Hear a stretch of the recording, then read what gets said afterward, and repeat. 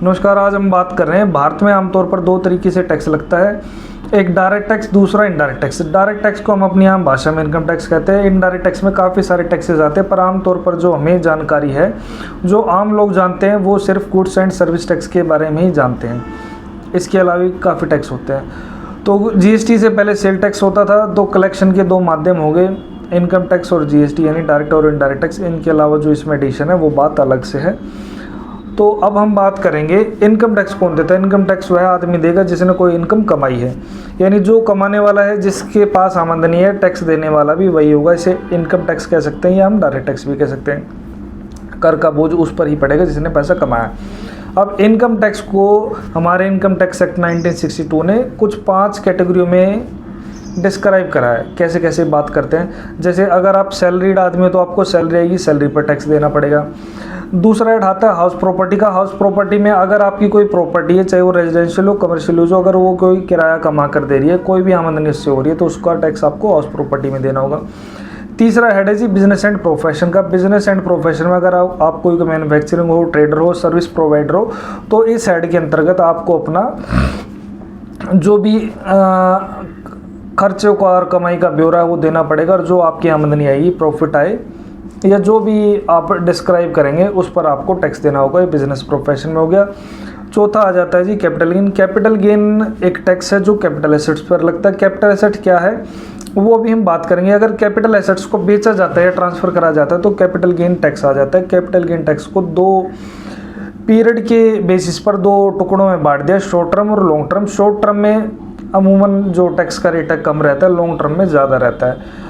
जो 5वां और अंतिम हेड हम कह सकते हैं, इसको जर्नल हेड भी कह सकते हैं, अदर सोर्सेज। यानी कोई भी आपकी इंटरेस्ट की इनकम है, कोई लॉटरी की आमदनी है, या ऊपर वाले हेड में अगर आपकी इनकम इंक्लूड नहीं हो रही, तो आप अदर सोर्सेज में बताकर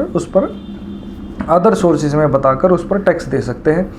अब बात करेंगे हम कैपिटल गेन के बारे में, क्योंकि आने वाली वीडियो में हम कैपिटल गेन वाले टॉपिक को ही डिस्क्राइब करेंगे, उस पर बात करेंगे। कैपिटल गेन क्या है? कैपिटल पर होने वाला गेन।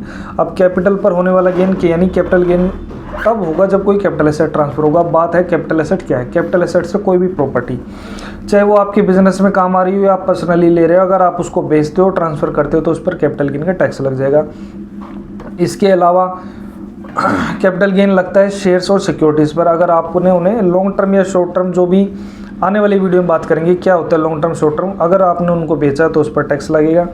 इसके अलावा कुछ पर्सनल चीज़ें होती है जो उनको कैपिटल एसेट नहीं मानती, यानी उन पर कैपिटल गेन का टैक्स नहीं लगेगा। जैसे कोई वियरिंग है, कोई आपका फर्नीचर है, ये सब पर्सनल यूज़ की चीज़ों पर कैपिटल गेन का टैक्स नहीं लगता, क्योंकि वो कैपिटल एसेट्स नहीं है। इसके अलावा कुछ इसकी एक्सक्लूजन्स है, यानी चीज़ें तो पर्सनल, लेकिन फिर भी वो कैपिटल एसेट मान ली गई और उन पर कैपिटल गेन टैक्स लगेगा अगर वो ट्रांसफ़र करी आपने। वो क्या क्या है?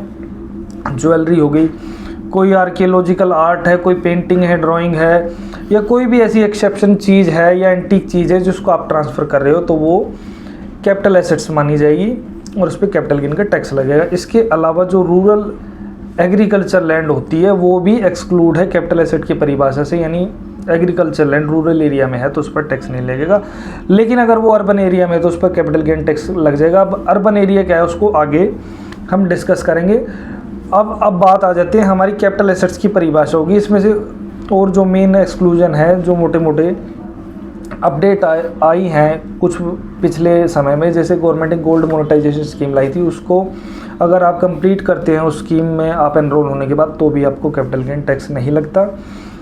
तो कैपिटल गेन टैक्स क्या है? अगर नेट हम क्रक्स निकालें तो कोई भी कैपिटल एसेट्स को अगर ट्रांसफ़र करते हैं तो ट्रांसफ़र पर होने वाले गेन पर जो टैक्स लगता है वो कैपिटल गेन टैक्स है। अब ये कैपिटल गेन टैक्स आगे चलकर 2 हिस्सों में बढ़ सकता है, शॉर्ट टर्म और लॉन्ग टर्म। शॉर्ट टर्म और लॉन्ग टर्म है, जैसे कि प्रॉपर्टी केस में अगर 2 साल या उससे ज़्यादा रखा तो ये लॉन्ग टर्म कहलाएगा, उससे कम है तो शॉर्ट टर्म कहलाएगा। सिक्योरिटीज़ लिस्टेड है तो उनके केस में 1 साल होता है।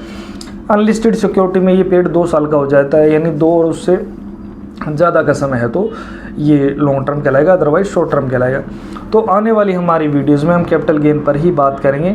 आज हम समझ पाए हैं कैपिटल गेन कैपिटल एसेट पर लगता है। कब लगता है? अगर कैपिटल एसेट ट्रांसफ़र कर दिया गया है, यानी आम भाषा में कहे तो उसको बेच दिया गया है। तो ये कैपिटल गेन के बारे में बात है। आगे इस टॉपिक को और डिटेल में डिस्कस करेंगे। धन्यवाद।